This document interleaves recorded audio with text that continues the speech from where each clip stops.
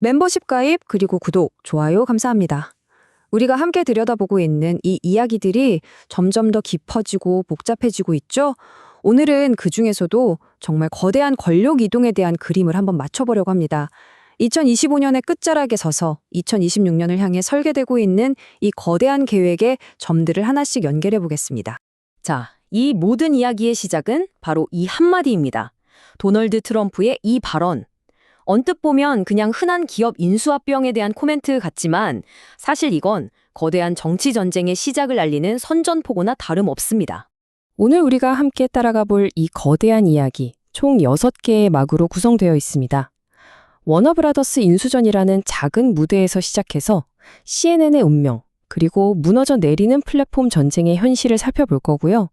이어서 새로운 설계자들, 테크노크라트의 등장을 분석하고 진실을 둘러싼 전쟁, 그리고 마침내 2026년에 계획된 최후의 한방까지 이 거대한 그림을 차근차근 따라가 보겠습니다.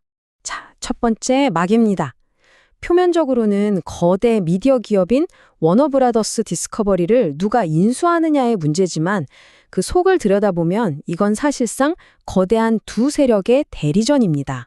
지금 워너브라더스를 놓고 두 개의 제안이 팽팽하게 맞서고 있죠.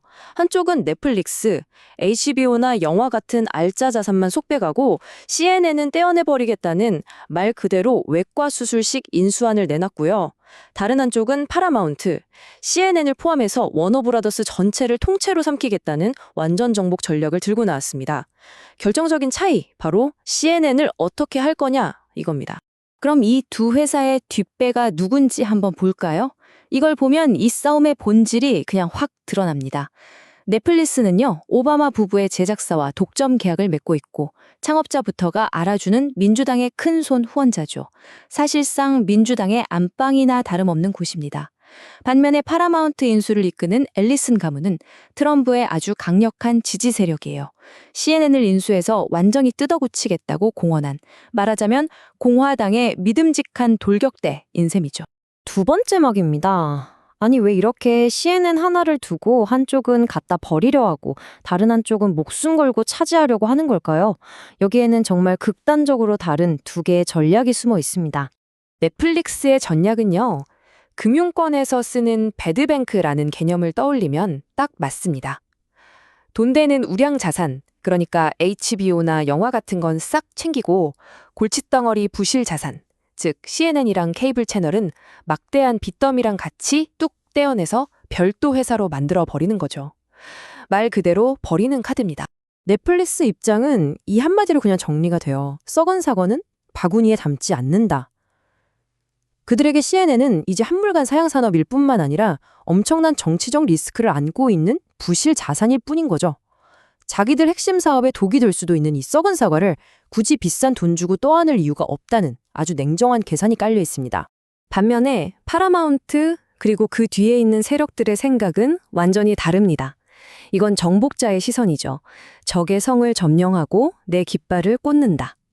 그들에게 CNN은 버려야 할 고물이 아니라 반드시 빼앗아서 길들여야 할 가장 상징적인 전리품이자 가장 강력한 무기인 겁니다. 자, 두 계획의 철학을 한번 비교해 보시죠. 넷플릭스는 CNN의 빚을 잔뜩 떠넘겨서 스스로 말라 죽게 내버려 두는 폐기 전략입니다. 녹슨 칼은 그냥 버리는 게 상책이라는 거죠. 반면에 파라마운트는 CNN의 논조 자체를 180도 뒤집어 버리는 적극적 점령을 택합니다.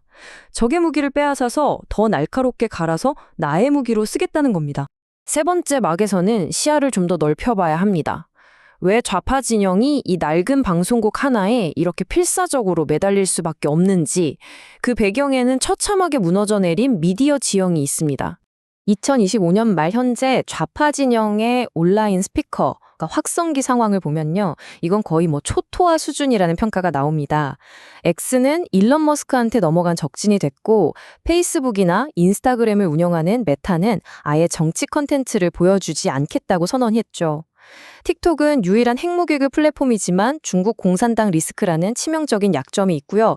블루스카이는 그들만의 리그일 뿐 아무런 영향력이 없습니다. 결국 그들에게 남은 카드가 뭐냐 이거죠. 언제 터질지 모르는 시한폭탄 같은 외산입 틱톡. 그리고 이제는 시청률도 바닥을 기는 낡은 유물 CNN. 한때 온라인에 지배했던 그 강력했던 확성기들을 모두 잃어버린 채 남의 손에 있거나 이미 낡아버린 무기에 의존해야 하는 아주 절박한 상황에 놓인 겁니다. 자, 네 번째 막입니다. 여기서부터가 이 이야기의 진짜 핵심으로 들어갑니다. 지금 벌어지고 있는 이 모든 일들이 단순히 민주당, 공화당의 정치 싸움이 아니라 아예 세상을 움직이는 패러다임 자체가 바뀌는 거대한 문명사적 전환이라는 주장입니다. 이 관점에 따르면 4차 산업혁명 시대의 권력의 원천이 근본적으로 바뀌었다는 겁니다. 과거에는 미디어를 장악해서 사람들의 생각을 바꾸는 서사, 즉 이야기의 힘이 세상을 지배했잖아요. 근데 이제 그 시대는 끝났다는 거예요. 지금은 세상을 떠받치는 기반시설 그 자체를 설계하고 통제하는 코드의 힘이 현실을 직접 만들어낸다는 거죠. 이들이 말하는 새로운 권력의 축을 보세요. 트럼프는 정치 시스템 그 자체인 대통령직을 장악하고 일론 머스크는 통신, 에너지, 우주라는 현실 세계의 인프라를, 그리고 피터 틸은 데이터와 이데올로기 자체를 통제합니다. 이들은 더 이상 사람들의 감성에 호소하는 이야기에 의존하지 않는다는 분석입니다. 이건 두 세계관의 정면 충돌로 그려집니다. 한쪽은 미디어와 서사를 통해서 사람들의 감정에 호소하며 사회를 원하는 방향으로 바꾸려던 구시대의 이념가들. 다른 한쪽은 코드와 물리학, 인프라를 통해서 오로지 사실과 효율, 능력주의를 바탕으로 시스템 자체를 새로 설계하려는 신시대의 기술관료, 즉 테크노크라트들입니다. 감성에 기반한 사회공학의 시대가 저물고 팩트에 기반한 시스템공학의 시대가 온다는 거죠. 5번째 막입니다. 이 싸움은 단순히 누가 더 유능하냐의 싸움을 넘어섭니다.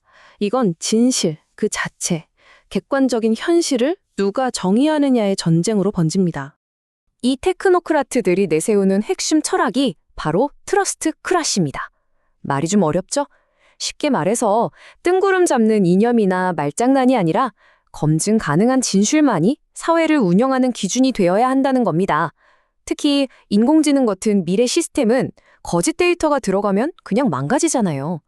그래서 객관적 사실이 무엇보다 중요하다는 믿음입니다.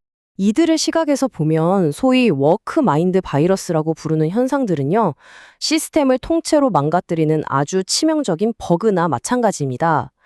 수학은 인종차별적이다와 같은 비상식적인 주장이 AI에 입력되면 AI가 오염되고 능력보다 출신을 중시하는 문화가 보잉 같은 회사의 시스템 실패를 불러온다고 보는 거죠. 그래서 이들의 목표는 이 바이러스를 제거해서 사회 전체를 디버깅하는 것이라고 합니다. 자, 드디어 마지막 6번째 막입니다. 지금까지 우리가 따라온 모든 이야기의 실타래가 바로 이 한 지점으로 모입니다. 새로운 질서를 완전히 굳히기 위해 준비된 마지막 한방. 2026년의 대폭로 시나리오입니다. 이 시스템 정화 작전의 타임라인을 한번 보시죠. 2024년 선거 승리는 전투였습니다. 2025년은 내부의 적들을 정리하며 권력을 다지는 숙청의 시간이었죠. 그리고 2026년 1월, 이 모든 것에 활용전정을 찍을 거대한 전쟁, 즉 폭로전이 시작될 것이라는 예측입니다. 그럼 이 시나리오는 구체적으로 어떻게 작동할까요? 먼저 트럼프 행정부가 전 세계적인 선거 개입 조사를 선포합니다. 그리고 바로 이어서 머스크가 스모킹 건, 즉 결정적 증거를 터뜨리는 거죠. 바로 X의 데이터를 통해서 미디어와 기술 기업들이 어떻게 알고리즘을 조작해서 전 세계 선거를 설계해왔는지를 폭로한다는 구상입니다. 이 계획의 진짜 목표는 한국과 같은 동맹국 내의 특정 정권들의 정통성 자체를 뿌리부터 흔들어버리는 겁니다. 그럼 이 모든 것의 최종 목표는 뭘까요? 늪지에 물을 뺀다는 말이 있죠.